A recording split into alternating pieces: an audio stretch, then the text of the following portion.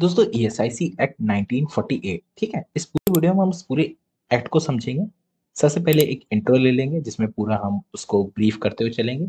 फिर हमने जो मटेरियल दिया हुआ है उसको समझते चलेंगे और उसमें जो लेटेस्ट अपडेट और एमसीक्यू उसको पढ़ लेंगे। ठीक, पहले एक पिक्चर के तौर पर एक ट्रेलर देख लेते हैं ताकि एक बेसिक क्लियर हो जाए, ताकि जब आप पढ़ें तो आपको उस चीज से कनेक्ट होते पढ़े। ठीक है दोस्तों, सबसे पहले अगर हम लोग बात करें इस एक्ट की, ईएसआईसी एक्ट 1948 जिसको employees state insurance corporation act 1948 बोलते हैं। ठीक, इसको हिंदी में कर्मचारी राज्य बीमा अधिनियम बोला जाता है। ठीक है दोस्तों, ये जो एक्ट है जैसा कि नाम से पता चल रहा है, बीमा है। ठीक है, और ये स्वास्थ्य बीमा होता है। ठीक है दोस्तों, इसको समझने के लिए हम थोड़ा पीछे जाते हैं। ठीक है, पीछे जाने का इन सेंस है मतलब लगभग हम लोग थोड़ा पीछे चलते हैं जब इसकी शुरुआत हुई 1927, उससे और थोड़ा पीछे चलते हैं 1850s में।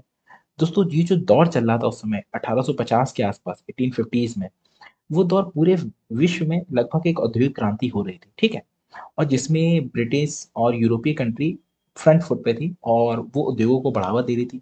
और जहां जहां उनके औपनिवेशिक राज्य थे, ठीक है, वहां वहां उन चीजों का इस्तेमाल वो कर रहे थे आगे बढ़ने के लिए। ठीक है दोस्तों, अगर हम उस दौर की बात करें 1850s में, तो जिस समय भारत पे अंग्रेजों का जो हुकूमत थी, सरकार थी, वो 1857 के बाद से पूरी तरह से लगभग वो आ जाते हैं और अपने नियम लागू करने लगते हैं। और दोस्तों उस समय जो भारत की अर्थव्यवस्था थी, वो धीरे धीरे अंग्रेजों ने तोड़ना शुरू करी। क्योंकि पहले आप जैसा जानते हैं कि गांव जो होते थे, गांव लेवल पे एक इंडिपेंडेंट अर्थव्यवस्था होती थी। ठीक है, इंडिपेंडेंट अर्थव्यवस्था कैसे होती थी? इंडिपेंडेंट अर्थव्यवस्था ऐसे होती थी कि गांव में जो भी व्यक्ति जो कार्य कर रहा होता था, वो लगभग एक पीढ़ी कई पीढ़ियों से कर रहा होता था। ठीक, तो जब वो काम कई पीढ़ियों से कर रहा था, तो एक प्रॉपर इंडिपेंडेंट रूप से गांव की अर्थव्यवस्था थी। ठीक है, कि गांव में एक वैद होगा, चीजें होंगी हैं, और खेती और जो जरूरत की चीजें हैं, चमड़े वाले और कपड़ा, बुनाई, हस्त खपत हो जाती थी, उसी में ही यूज हो जाती थी। और जब मुद्रा का चलन कम भी होता था, हम लोग गांव साइड में कुछ भी छोटे में पहले भी सुनते थे कि आप थोड़ा गेहूं ले जाओ, बदले में सामान ले आओ, होता था ना। सेम ऐसे ही उस समय में ये बहुत अच्छी तरह से डेवलप थी गांव की अर्थव्यवस्था, और व्यक्ति को जरूरत ही नहीं थी कि वो कहीं बाहर जाए और काम करे। ठीक है, और वो उसी पे ही डिपेंडेंट था, गांव पे ही, गांव के लेवल पे ही कार्य करता था, और वो सब अपने ही सब काम कर रहे थे। ठीक है, कोई कपड़ा बुनने वाला, कोई जूते बनाने वाला, कोई घर बनाने वाला, इस तरह से सब थे। ठीक दोस्तों, जब अंग्रेजों ने इस चीज को समझा, तो इन्होंने सबसे पहले हमारी इस अर्थव्यवस्था पर प्रहार किया। ठीक है, कैसे? उनको ये समझ में आ गया था कि जो भारत है ना, यहाँ पे हम सस्ता श्रम ले सकते हैं, मतलब बिल्कुल चीप लेबर। और आपको भी पता है एक बिजनेस मॉडल के लिए सबसे जरूरी है चीप लेबर। ठीक है, और चीप लेबर अच्छा माल ले सकते हैं। ठीक है, तो इस तरह से उन्होंने नियम रूप से धीरे धीरे अर्थव्यवस्था पे प्रहार किया। जैसे जो व्यक्ति, कहते हैं ना कि लोग खेती कर रहे थे, तो धीरे धीरे क्या हुआ कि क्रैश क्रॉप्स लाए, कि भैया हम जो आप ऐसी फसल होगा जिसको हम बेच सकें, है ना। धीरे धीरे क्या हुआ, इस तरह से बढ़ते बढ़ते गांव से हट के कस्बे और शहरों का विकास हुआ। और जब, कहते हैं ना, जब चीजें जो मूलभूत जरूरत थी उसकी जगह पे हट के दूसरी चीजों का उत्पादन पे जोर दिया जाने लगा, जिसको निर्यात करते थे अंग्रेज, जिसको ले जाते थे कच्चे माल के रूप में, तो क्या हुआ कि धीरे धीरे अर्थव्यवस्था टूटी। फिर अकाल का दौर देखा। तो जो भारतीय अर्थव्यवस्था थी और जो भारतीय लोग थे, वो धीरे धीरे ट्रैप में फंसते चले गए। और उसी को देखते हुए एक क्रमिक रूप से अंग्रेजों ने भारत में नियम लाए। समझ गए कि नियम कैसे? कि भाई सबसे पहले 1850 में ले आए कि हमें श्रमिक चाहिए। तो उन्होंने 1850 में अप्रेंटिस एक्ट ले आया, जो पहला एक्ट था। ठीक, उस सेक्ट में सीधे कहा गया कि कोई भी जो बेरोजगार है, मतलब जो गरीब है प्लस अनाथ है, उन बच्चों को अप्रेंटिस, एक कहते हैं ना अप्रेंटिस प्रैक्टिस, जैसे आईटीआई या डिप्लोमा एक प्रैक्टिस होती है ना, वैसे कुछ ना कुछ सिखा दिया जाएगा, ताकि तुम लोग निकल के कहीं ना किसी व्यवसाय में लग के काम करो, और एक सस्ते श्रम के रूप में हमें, कहते हैं ना, एक रोज वो मिल जाए, श्रमिक मिल जाए। ठीक, इसी तरह जब लोगों में रोज बढ़ा, चीजें बढ़ी, तो 1855 में उन्होंने एक दूसरा अधिनियम लाया, जिसका काम था जो क्षतिपूर्ति, अगर कोई लेबर कार्य कर रहा है, एक्सपायर हो जाए, तो उसकी फैमिली को कुछ मुआवजा देने को। ठीक दोस्तों, जब हम लोग इसी चीज को आगे बढ़ते हुए देखते हैं, तो 80s 91 में, ठीक है, और फिर 80s 81 91, फिर आगे धीरे धीरे फैक्ट्रीज अधिनियम आना शुरू हो जाते हैं। और तब ये, क्योंकि भारत पे भी इंटरनल लेवल पे इन चीजों की डिमांड उठने लगी थी कि श्रमिक अगर स्वस्थ होगा, क्यों? क्योंकि उस दौर में जो कम्युनिस्ट, मार्क्सवादी, ये सब विचारधाराएं थी, बहुत तेजी से फैल रही थी। तो ये चीज़ समझ में आने लगी थी कि अगर आपको एक अच्छा उत्पादन लेना है, प्रोडक्टिविटी बढ़ानी है, तो श्रमिक को ध्यान रखना पड़ेगा कि वो स्वस्थ रहे और अच्छे मन से करेगा तो प्रोडक्टिव और बढ़ेगी, ठीक है? क्योंकि एकदम से ज़्यादा काम लेंगे तो वो श्रमिक जो है ना धीरे-धीरे बीमार होकर हट जाएँगे, ठीक है? और वो बोझ ही बनेंगे, ठीक है? तो इसी तरह देखते हुए दोस्तों धीरे-धीरे जब 90s 20 और की बात आई, तब धीरे-धीरे फिक्स हुआ कि भाई कार के घंटे इतने होंगे, लगभग तब 12 घंटे डिसाइड हुए थे। आज हम लोग बा 8 घंटे को लेके सोचते हैं, लेकिन तब 12 घंटे उस समय हुए थे 1920s में जाके। और फिर धीरे-धीरे दोस्तों डिसाइड हुआ कि बच्चे रात में कार्य नहीं करेंगे, महिलाएँ नहीं करेंगी, छोटे बच्चे कब तक कार्य करेंगे, ये सारा कुछ हम फैक्ट्री अधिनियम को जब पढ़ेंगे तो उसमें भी डिटेल में समझेंगे, ठीक है? हिस्ट्री मैं इसलिए बता रहा हूँ ताकि आप अपने आप को कनेक्ट कर पाओ कि इस एक्ट के आने के पहले घटनाक्रम क्या-क्या हुआ था। दोस्तों फिर हम लोग आगे आते हैं तो देखते हैं जो प्रथम विश्व युद्ध जब शुरुआत हुई 1914 में, ठीक है? तो उसके बाद धीरे-धीरे क्या हुआ कि लोग बहुत बेरोज़गार हो गए, फैक्ट्रियाँ लगी, उद्योग लगे और लोगों की ज़रूरत बढ़ी। तो उसी दौर में दोस्तों क्या होता है, रूस में बोल्शेविक क्रांति होती है और उसी बोल्शेविक क्रांति में दोस्तों क्या हुआ, कम्युनिस्टवाद जो कम्युनिस्ट विचारधारा है वो पूरे विश्व में फैली, जिसका असर भारत पे भी बहुत ज़्यादा दिखता है, ठीक है? और उसी के बाद दोस्तों 1919 में, ठीक है? इन आईएलओ का गठन होता है, इंटरनेशनल लेबर ऑर्गेनाइजेशन का, ठीक है? और भारत में उस समय एटक की स्थापना होती है, ठीक है? 1920 में, ठीक है? तो ये जो दौर चल रहा था दोस्तों, इस समय डिमांड उठने लगी थी भारत में भी, इंटरनल लेवल पे भी कि अब हम लोग श्रमिकों को एक वेलफेयर के रूप में कुछ ना कुछ एक्ट लाएँ, ठीक है? उसी को देखते हुए दोस्तों 1927 में जो भारतीय विधानमंडल था, उसमें बात हुई कि एक ऐसी स्वास्थ्य स्कीम लानी चाहिए, जो श्रमिकों का ध्यान रखे, ठीक है? क्योंकि श्रमिक तो बेचारा काम कर रहा है, मिनिमम चीप लेबर दे रहा है, उसको हम क्या सुविधा दे सकते हैं? तो उसी को देखते हुए ब्रिटिश सरकार ने रॉयल कमीशन बनाया, ठीक? 1927 में बात हुई थी विधानमंडल में और फिर ब्रिटिश सरकार ने, क्योंकि फैसले सब ब्रिटिश सरकार ही लेती थी, एक रॉयल कमीशन बनाया, जिसने 1931 में अपनी रिपोर्ट दी कि और वो जो रिपोर्ट थी उसमें कई ऐसे सोशल सिक्योरिटी स्कीम्स थी, जिसका उसमें ज़िक्र था कि ऐसा होना चाहिए।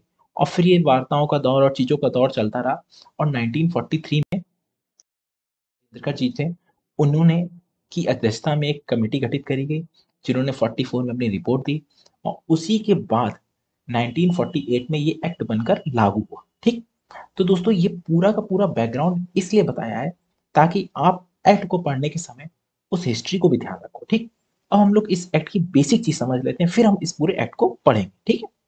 दोस्तों एसआईसी एक्ट 1948 की पूरे बैकग्राउंड की हिस्ट्री समझने के बाद अब हम लोग पूरे एक्ट का एक ऊपर से ओवरव्यू ले लेते हैं। मतलब हम माइंड मैप को देखते हैं, ठीक है? इस माइंड मैप में आपको पूरा का पूरा एक बेसिक हमने निचोड़ दे दिया है, ताकि आपको एक बार जैसे हिस्ट्री समझी थी, ऊपर-ऊपर से पूरी देख ली थी, ऐसे एक बार माइंड मैप को देखेंगे तो पूरा एक्ट आपको यूँ क्लियर हो जाएगा, ठीक? फिर जब आप थ्योरी पढ़ेंगे तो आपको कहते हैं ना अपनी चीज़ों को कनेक्ट कर पाएँगे, ठीक है? तो जो पूरा एक्ट का निचोड़ है वो आपको इस पूरे थ्योरी में हमने माइंड मैप पे दे रखा है, ठीक? सबसे पहले दोस्तों हम लोग बात करते हैं एसआईसी एक्ट 1948 के हिस्टोरिकल बैकग्राउंड की, ठीक? हिस्टोरिकल बैकग्राउंड जैसा अभी हमने आपको पूरा लेक्चर दिया था 5 मिनट पहले, ठीक है? और जिसमें मैंने आपको बताया हुआ है कि जो सबसे पहले बात उठी एसआईसी एक्ट की, वो उठी 1927 में, जो बात तो बहुत पहले से चल रही थी, पूरी हिस्ट्री में बताया गई था, बट भारतीय विधानमंडल में 1927 में बात उठी कि एक ऐसा एक्ट होना चाहिए जो एम्प्लॉयी के लिए कहते हैं ना मेडिकल इंश्योरेंस की तरह हो कि भैया उसको स्वास्थ्य लाभ मिल सके, ठीक है? उसके परिवार को, डिपेंडेंट को, कि भाई वो बेचारा मज़दूरी कर रहा है, कम से कम उसको स्वास्थ्य पे तो खर्चा ना हो। वो क्या कमाएगा, क्या खाएगा और स्वास्थ्य पे क्या देगा? तो इसीलिए उसके लिए एक स्वास्थ्य बीमा की व्यवस्था के लिए बात उठी, ठीक? और उसके बाद दोस्तों कमीशन बना, जिसको आप जानते हैं रॉयल कमीशन बना था और फिर ये दौर चलता रहता है और धीरे-धीरे फिर बीपी अदारकर कमेटी बनती है और जो 1944 में अपनी रिपोर्ट देती है और उसके बाद ये जो एक्ट है 1948 में एक एनफोर्स होता है, ठीक? आ जाता है। इतना समझ गए? अब दोस्तों एक एक्ट तो बन गया, अब दूसरे पॉइंट पे आते हैं, जो मेन एस्पेक्ट दे रहा है, ये दे रहा है जनरल एस्पेक्ट, ठीक? अब इस जनरल एस्पेक्ट को समझते हैं। दोस्तों ये एक्ट कितने पे लगता है? 10, जहाँ पे 10 से अधिक लोग कार्य कर रहे हो, वहाँ लगता है, ठीक? कहाँ-कहाँ एक्सटेंड होता है? शॉप, सिनेमा, रेस्टोरेंट्स और ऐसी जगह ना 10 से अधिक लोग कार्य कर रहे हो, ठीक? उसके बाद दोस्तों ये कहाँ-कहाँ है? पूरे 526 डिस्ट्रिक्ट और 34 स्टेट्स में ये लगता है। कहीं पार्शियली लगता है, कहीं फुल्ली लगता है। डिटेल बाद में समझेंगे, मतलब इसमें बहुत ज़्यादा वो नहीं पकड़ के चलना है कि नहीं यार ये चीज़ हो गई तो ऐसा है। नहीं, बेसिक समझ लो ताकि पूरे एक्ट का माइंड मैप रहे। और जो वेज लिमिट है वो 21,000 है। मतलब अगर कोई व्यक्ति 10 से जहाँ कार्य कर रहा है वहाँ 10 से अधिक लोग हैं और 21,000 रुपए कमा रहा है, तो उसके वो ईएसआई का मेंबर बन सकता है। हैंडीकैप्ड के लिए 25,000 रुपए लिमिट होती है, ठीक। ओके। अब हम लोग दूसरी तरफ आते हैं दोस्तों, कि जो इसके बेनिफिट्स हैं, ठीक है। बेनिफिट्स दोस्तों क्या है? बेनिफिट्स में दोस्तों ये है कि अगर मैटरनिटी बेनिफिट है तो 26 वीक का वो मिलता है, ठीक है, कोई भी महिला कर्मचारी है उसके लिए, ठीक। फ्यूनरल एक्सपेंसेस 15,000 मिलते हैं, ठीक। Okay. Dependent benefits 90% wages in case of death, मतलब अगर कोई व्यक्ति नौकरी पे है और वो एक्सपायर हो गया है, तो कुछ क्लॉज होते हैं उसके माध्यम से जो उसका डिपेंडेंट होता है उसको 90% वेजेस के तौर पे पेंशन मिलती है। ये एक अच्छी पेंशन स्कीम होती है जो मिलती है, ठीक है। वो बहुत लोगों को पता नहीं होती, लेकिन ये बहुत बेनिफिटेड होती है।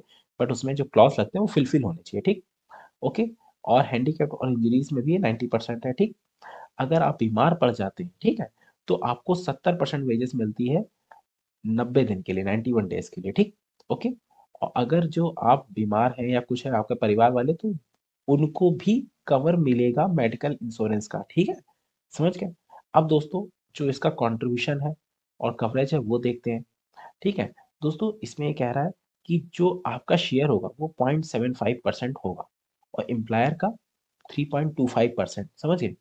कहने का मतलब अगर आप 21,000 रुपये कमा रहे हैं तो आपका जो शेयर होगा वो आपकी वेजेस का 0.75% होगा, ठीक। एम्प्लॉयर का 3.25%, टोटल 4% हुआ, ठीक। ये अभी कुछ ही सालों पहले चेंज हुआ है, जब एक्ट पढ़ेंगे तो समझेंगे, ठीक है। नहीं, पहले एम्प्लॉय एम्प्लॉयर दोनों ज़्यादा था, अब ये बिल्कुल कम हो गया, ठीक है। और इसमें कह रहा है 137 रुपीज़ से पर डे से कम कमाने वाले अपने शेयर से एग्जेम्प्ट रहते हैं, ठीक। ओके। अब दोस्तों ये जो सोशल सिक्योरिटी है, इससे कैसे लिंक है ये? Integrated with social security scheme, जो नई सोशल सिक्योरिटी स्कीम आ रही है उसमें वो कह रहा है कि हम इसको एक्सटेंड करेंगे कहाँ कहाँ, जो हजारडस ऑक्यूपेशन है, मतलब खतरनाक, जहाँ पे जान माल का नुकसान हो सकता है, ठीक, वहां भी इसको एक्सटेंड करेंगे, ठीक है। उसके बाद मैंडेटरी करेंगे आधार कार्ड को, ठीक है। उसके बाद वो कह रहा है कवरेज जो है unorganised sector, gig worker, platform worker पे भी बढ़ाएंगे। तो दोस्तों गिग वर्कर, प्लेटफॉर्म वर्कर, नए सोशल सिक्योरिटी कोड जो है, नया लोग लेबर कोड है, उसमें इन सब चीज़ों पे बहुत जोर दिया गया है, जैसे ओला, उबर है, फ्रीलांसर काम करने वाले लोग, उन सबको गिग वर्कर या प्लेटफॉर्म वर्कर बोला जाता है, ठीक है। और उन सबको भी कवर करने की बात इस नए सोशल सिक्योरिटी कोड में और जो नया लेबर कोड है उसमें बात की जा रही है, ठीक है। समझ गए? अब दोस्तों जो इसकी स्पेशल स्कीम है, इसमें दो स्कीम है जो बहुत इंपॉर्टेंट है, ठीक है। अब इसको देख लेते हैं कौन सी दो स्कीम्स है। एक है राजीव गांधी श्रमिक कल्याण योजना, जो काफी पहले चली थी, और करंट में अभी जो आई है कुछ साल पहले, वही अटल बीमित व्यक्ति कल्याण योजना, ठीक है। राजीव गांधी श्रमिक कल्याण योजना में 2 साल तक अनएम्प्लॉयमेंट का जो अलाउंस देना था, ठीक है, बेरोजगारी भत्ते के तौर पे, वो 2 साल तक की बात है। और जो अटल बीमित व्यक्ति है उसमें 50% वेजेस को 90 दिन की देने की बात करी गई है, ठीक है। दोस्तों ये जो पूरा माइंड मैप है ये मोटा मोटा एक्ट का है, ठीक है। जब आप इस तरह से इस माइंड मैप को दिमाग में बैठा लेंगे, 2-3 बार भी सुन लेंगे, तो ये पूरा एक्ट आपके माइंड में कंठस्थ हो जाएगा। डिटेल हम तब अच्छे से समझ पाएंगे जब हमारे पास ये एस्पेक्ट होगा कि इस एक्ट में बस ये पॉइंट है, ठीक। अब हम लोग उस एक्ट को पीडीएफ से पढ़ते हैं पूरा, फिर उसके बाद उसके एमसीक्यू को पढ़ते हैं, ताकि पूरा एक्ट बिल्कुल कंठस्थ हो जाए, ठीक है दोस्तों।